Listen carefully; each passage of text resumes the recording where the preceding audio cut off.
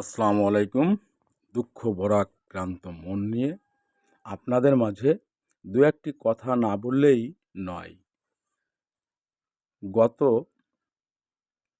কয়েকদিন আগে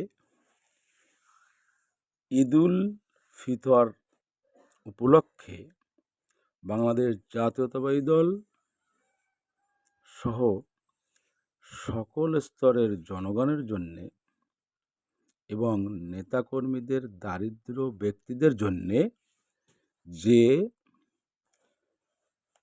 10 কেজির কার্ডগুলো এসেছিল, সেই কার্ডগুলো ভারপ্রাপ্ত চেয়ারম্যান নন্দু মোল্লা উনি বন্টন করেছিলেন। সেই বন্টন অনুযায়ী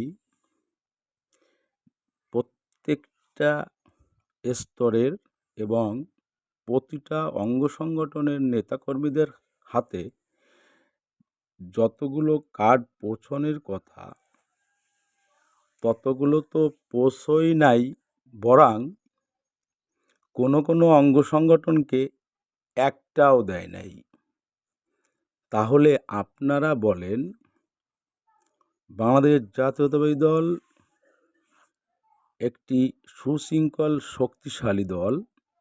এই দলের প্রতিনিধিত্ব যদি 5 নং গাটবগ ইউনিয়নের নেতৃবৃন্দরা এত দুর্বল প্রকৃতির হয়, তাহলে এই ইউনিয়নের নেতাকর্মী সহ সাধারণ জনগণ খুবই দুরবস্থায় পড়বে বলে আমি শাহজালাল লস্কর, রূপসা থানা জাসার সভাপতি মনে করি।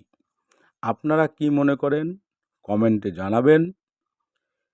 অঙ্গ সংগঠন এর কার্ড বন্টন করে এই ইউনিয়নের অঙ্গ সংগঠনের নেতাকর্মীদের হাতে হস্তান্তর করা হয় নাই, বরং এই ইউনিয়নের অঙ্গ সংগঠনের নেতাকর্মীরা তাদের কাছে গেলে তারা ধাওয়া দিয়ে দিচ্ছে, বেশি বলেছে, উল্টা কথা বলেছে এবং নেগেটিভ কথাও বলেছে।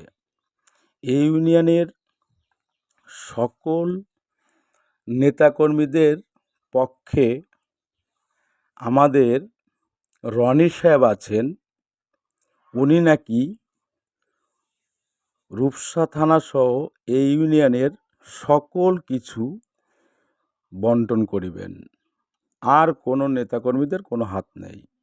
উনি কেরুর মামা হন, কেরুর ভাগ্নে হন, কেরুর নাতি হন, কেরুর ভাতিজি হন। উনার পাওয়ার সম্পর্কে এই ইউনিয়নের যত নেতাকর্মী আছে সবাই অবগত। উনি যত ভালো কাজ করেন, সেই ভালো কাজটা সামনে এমনভাবে উদযাপিত হবে যা ভবিষ্যৎ বাংলাদেশ জাতীয়তাবাদী দলের উন্নতি হবে নাকি ক্ষতি হবে তা আপনাদের উপর ছেড়ে দিলাম।